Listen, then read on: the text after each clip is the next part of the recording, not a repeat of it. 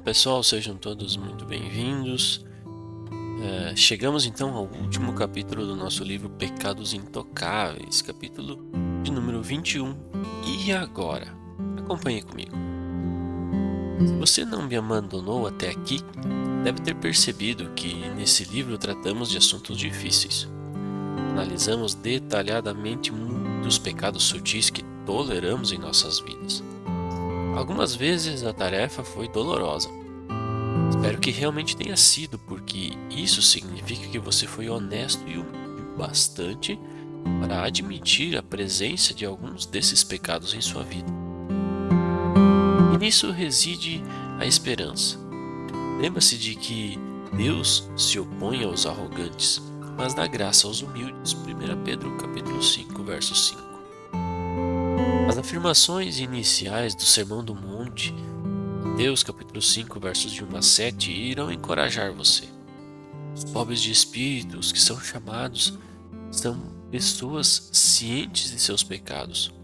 Portanto, são humildes e misericordiosos em suas atitudes e ações para com os outros.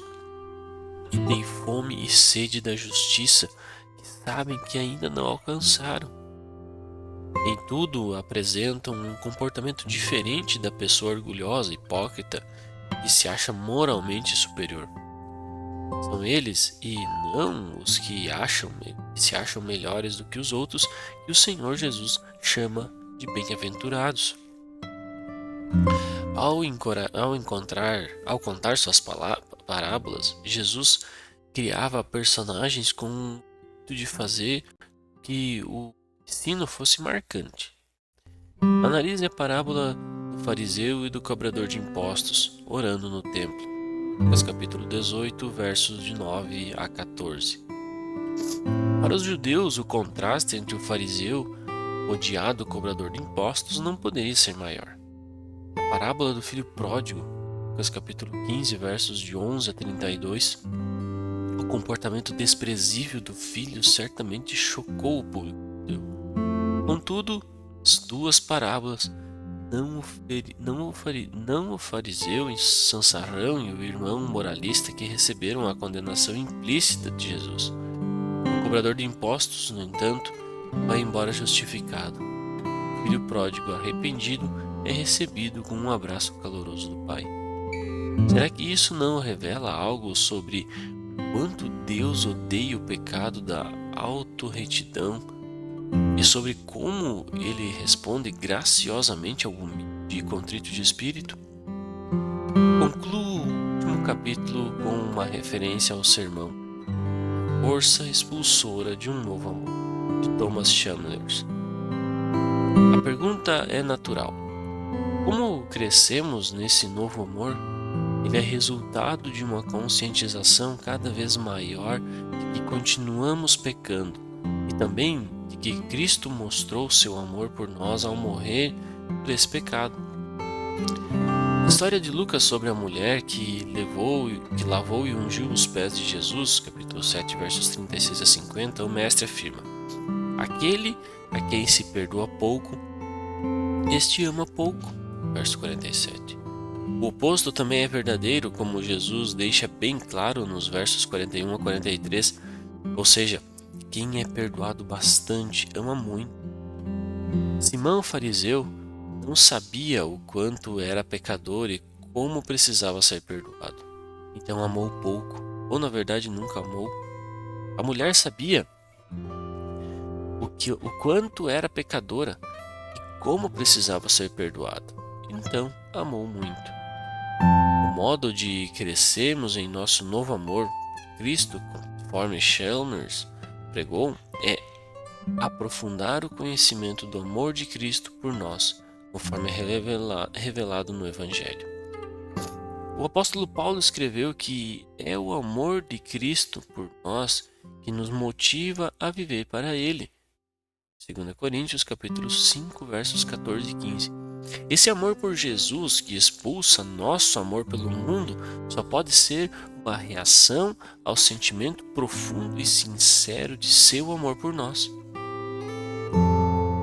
Assim, Temos de ser honestos e humildes o bastante para admitir nossos pecados sutis e então vivenciar o amor que resulta do perdão desses pecados. Todavia, para lidarmos com esses pecados, temos que encará-los. O pior pecado que existe, em termos práticos, é negar a existência desses pecados em nossa vida. Não podemos lidar com eles sem admitirmos a sua presença. O primeiro passo para lidarmos com qualquer pecado é reconhecer a sua existência e nos arrependermos de tê-lo praticado.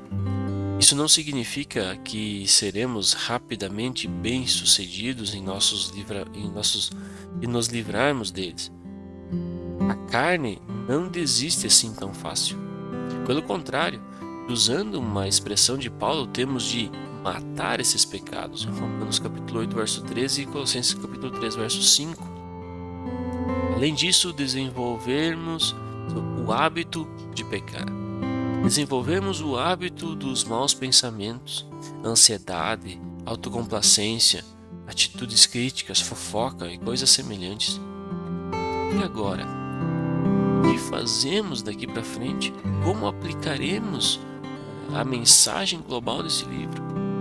Espero que durante o estudo dos chamados pecados intocáveis, o leitor tenha orado sinceramente a respeito de cada um, pedindo que Deus mostrasse a presença deles em sua vida. Agora, porém, seria bom fazer uma retrospectiva em oração. Para facilitar, apresento um esboço dos pecados sutis que analisamos neste livro. Capítulo 7, Piedade.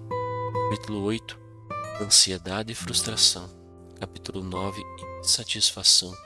Capítulo 10, Ingratidão. Gratidão nas situações difíceis. Capítulo 11, Orgulho. Moralismo, orgulho da doutrina correta, orgulho das realizações, espírito independente. Capítulo 12, Egoísmo. Nossos interesses, nosso tempo, nosso dinheiro, falta de consideração. Capítulo 13, Descontrole. Comida e bebida, temperamento, finanças, televisão, passatempos, compulsão por compras. Capítulo 14, Impaciência e irritabilidade. Capítulo 15, Ira de Deus. Capítulo 16, Ervas daninhas da ira, ressentimento, amargura, inimizade e hostilidade, ódio. Capítulo 17, Mania de julgar, convicções diferentes, diferenças doutrinárias, espírito crítico. Capítulo 18, Inveja, ciúme, pecados afins. Inveja, ciúme, competitividade, controle.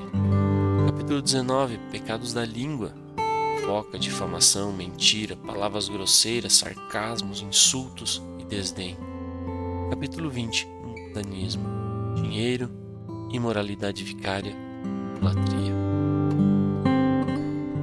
Ao revisar a lista, continue pedindo que Deus abra seus olhos para enxergar aqueles pecados que você tolera ou nega que existam em sua vida. Nada substitui a humildade e a confissão sincera.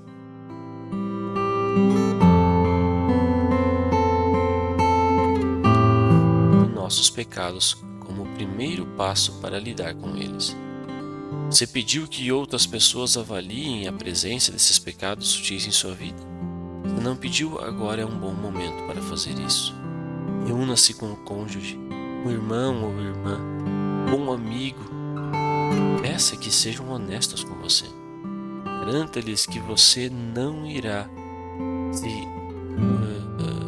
defender nem questionará a avaliação deles.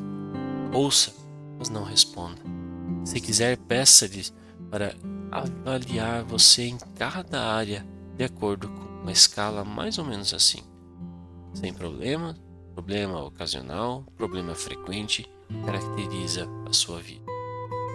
Mesmo que você discorde da avaliação, aceite-a com humildade.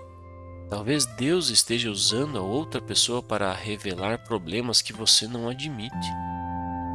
Revise os 6 passos para lidar com o pecado, apresentados no capítulo 6.